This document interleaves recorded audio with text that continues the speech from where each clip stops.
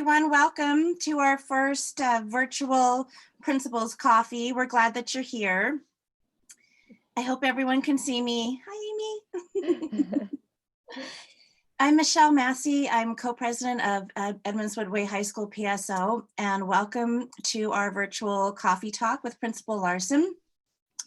So go ahead and grab your favorite cup of coffee or tea or whatever you like, and this is a time where you can ask questions to Principal Larsen. You can ask them directly live here or put them in the chat box and I'll read them out. Or I do have some questions from the PSO email. You can also email me at ewparentstaff.org@gmail.com and then I can read them. So we will be meeting once a month on the second Friday per month from 8 to 8:15. So yeah, welcome. I'm glad you guys are here. So thank you, Principal Larsen, for taking your time and expertise. So thank you. Thank you so much. I'm excited to be here and answer questions and just meet some of our parents. It's really really hard, sad to not have a school open. And so it is really nice to have an opportunity to kind of meet people in a different way, face to face, and have some conversations. So thank you for being with us this morning. So if anyone has any questions, feel free to ask them now, or you can put them in the chat box if you prefer that, and I'll ask them. So go right ahead. Or comments. It could be a comment. I'm also watching the waiting room and just admitting people as they come in. Well, I'll go ahead and start. We did get a few questions via email, so Right. I'll read those, and then if anyone wants to ask a question after, feel free. So I actually got the same question asked a few times, just asking about updates as to when the high school will be open for the general student population. That's a tough one. I know, because we all would like kids to be in school. And my short answer is we do not have a date for when high school would be open. Here's some things that are going on in our school district. Our school district and our school board have identified 4 stages to open schools. And as we proceed through the stages, some of that has to do with what the condition is of the health crisis in our community right now. And then also weighing that against serving students with the greatest needs. And we have a lot of students who are doing really well in our system right now, and then a lot of students that are just really having difficulty accessing their education because of the specific needs that they have. And so, so we have 4 stages. Right now, our school district is working on stage 1, which is really serving the DHH program at the younger years at Madrona. I think it's Madrona. Thank you, Amy. And so the younger years, and then some of our developmental kindergarten programs are gradually opening between now and the end of January. And so we do have some schools that will be open to some students between now and the end of January. That will be stage 1. Stage 2 focuses on students who are English learners and students who are homeless. And so our school district is opening some centers. I believe the last plan I heard was they were going to use the former Alderwood Middle School campus to bring students in there to provide resources for them and support. So that would be stage 2. Certainly some of our Edmonds Woodway students fit into that category, but they wouldn't be coming to our Edmonds Woodway High School. And then stage 3 addresses, and this is where Edmonds Woodway starts becoming involved in opening. Stage 3 looks at students in life skills programs and students, our older students in DHH programs. And at Edmonds Woodway, we have both of those programs. So when we get to stage 3, it would impact around 60 students at Edmonds Woodway that would be able to come back to school. And then stage 4 is where we would open in a hybrid model. And so we still, because stage 1 is completing at the end of January, we still have a lot of work to do until we can get to stage 4.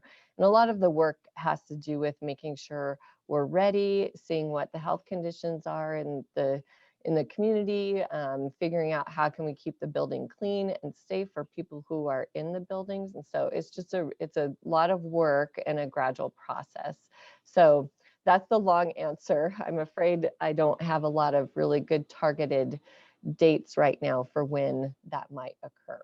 Well, thank you, Mrs. Larsen, for clarifying that. I know it's also probably a moving target, and things can change depending on COVID rates and such too. So we have some questions in the chat box. I think you may have just answered one though. What drove the decision to cancel clubs like the Salmon Club, since this was such a low risk activity? That decision was really about the increase in the cases in our community right now. And for some of you who don't know very much about Student Saving Salmon, it is a really neat club for students. And we were allowing that club to continue to be active because they had put in place a lot of safety measures, like the students are working outside. There was, including the adults, there was only 5 people at a time. They could stay socially distant, and they were wearing masks and gloves in their work. And so most of our other activities had been canceled. We're really working on not creating activities that cause maybe people to assemble.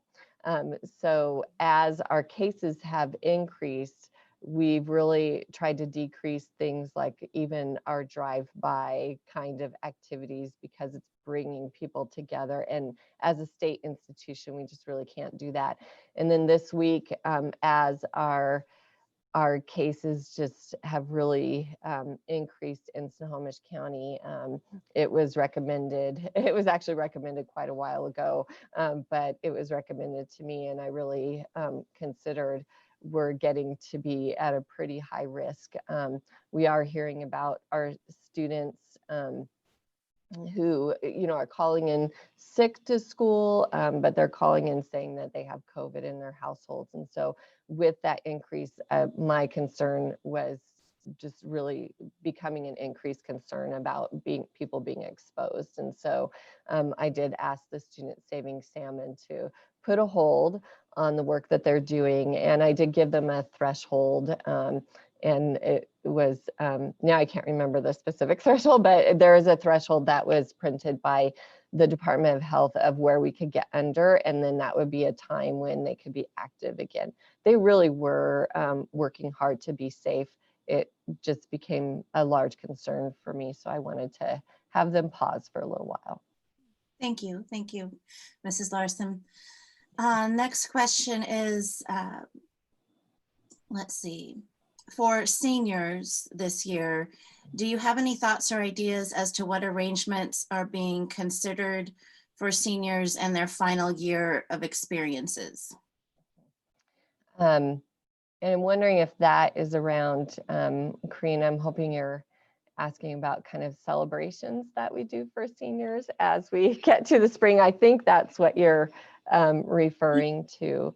And it is really hard as we get to the spring and not being able to have a lot of the same traditional celebrations that we usually have.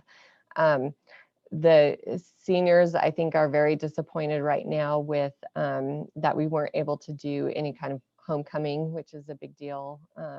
Having people together for that is just really hard right now. We are, I think, seniors should be thinking about, we need to do something that's different than a prom. At this point, it's really hard to say that we would be able to go ahead with having a senior prom similar to last year. And I know that's a really hard disappointment. for graduation celebration, we will do some sort of ceremony and some sort of celebration for our seniors.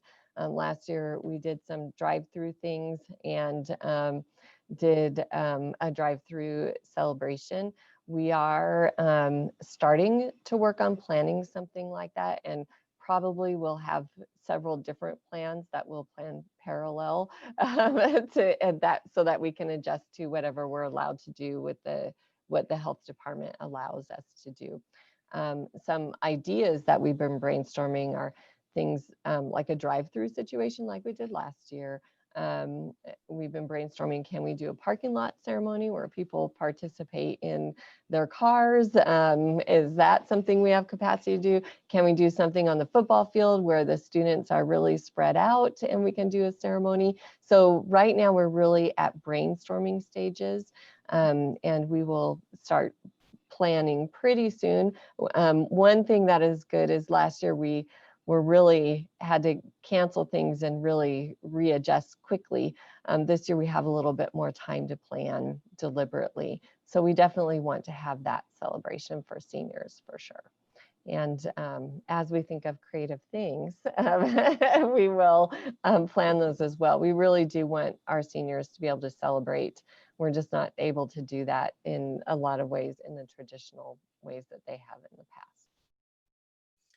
Thank you, Mrs. Larsen. I know COVID has changed everything, obviously, and it's hard on everyone. So I appreciate you and the school and everyone everyone's doing the best they can to try to make experiences meaningful and valued and everything. Mm-hmm. So another question is there a set date for second quarter materials pickup? Yes, we have a few classes that have materials for students to pick up. I believe those classes are our chef school classes, our art classes. There might be some other electives, and then some of our English classes are having students pick up novels to start reading their novels for second quarter. I believe we have a tentative date for November 18th as a pickup. So that's the date we're targeted. I think that communication will go out soon. If it's not November 18th, it will be a date that's close to that date. We just need to make sure that our building is ready. Wednesdays can be very busy for our building because even though there's people not here, on Wednesdays is when our families pick up meals, and meals are free to all children under the age of 18, and we encourage all of our families. Everybody qualifies, so all of our families can pick up meals at Edmonds Woodway. No pre-registration is necessary. You can just pick them up. And then we also have our library checkout is our drive-by picking up materials, and students can check out library books online and then come by the school on Wednesdays at the same time as the meal pickups to pick up library books if they'd like to. So now we're adding possibly a materials pickup on Wednesday. And so that makes for a pretty busy campus, but we think we can do it. We just need to work out a couple more details. So November 18th is our targeted date right now. Okay, thank you. So we probably have time for one. Oh, we do. We have one more question. Great. Sorry, Mrs. Larsen, it'll be kind of a fast one. I'll try. So a concern about lack of peer interactions. How are teachers encouraging students to engage with each other? I see a lot of classes with no cameras on, no student involvement, and just a teacher talking at students. Mm-hmm. So we are encouraging some other activities for teachers to do with students, and it, this is a growth opportunity for our teachers who are suddenly learning all about remote learning when they've never done that before, and they didn't go to school to figure out how to do this. So they are still learning and growing about the best way to work with students. Some things that we've been encouraging with teachers is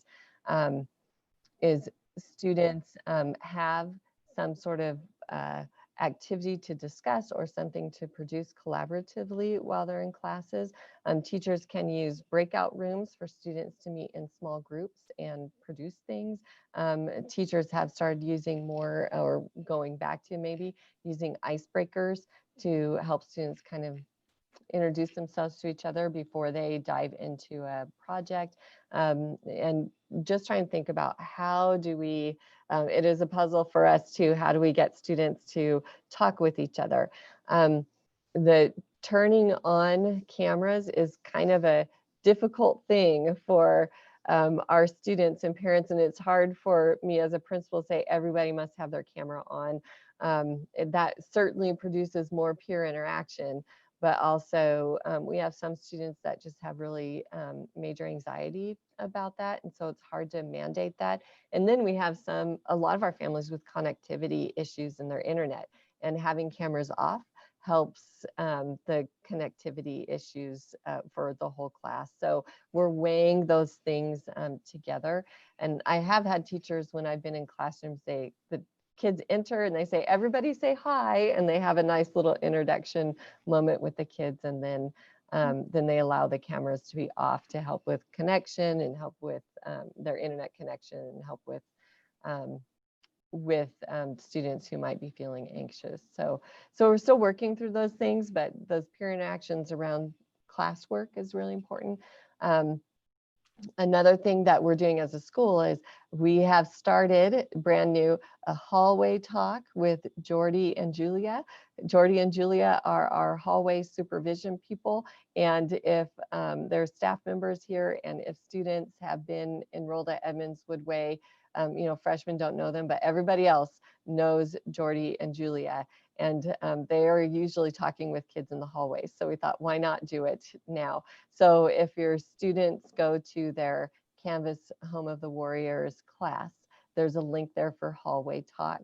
And Julia and Jordy have icebreaker questions and just a time for kids to visit and talk with each other. And then I encourage students to also engage in clubs. We have a lot of clubs still operating over Zoom. And that would be a good way for students to connect with each other as well. Thank you, Principal Larsen. We appreciate your time. Thank you, everyone who's come and asked these great questions. So we will meet again on Friday, December 11th, and the same Zoom link.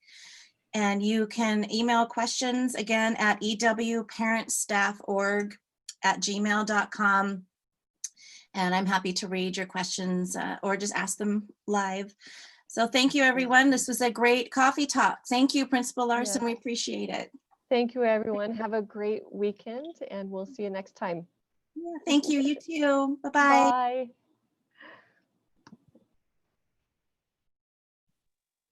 Nice seeing you. Bye. I'm ending for everyone.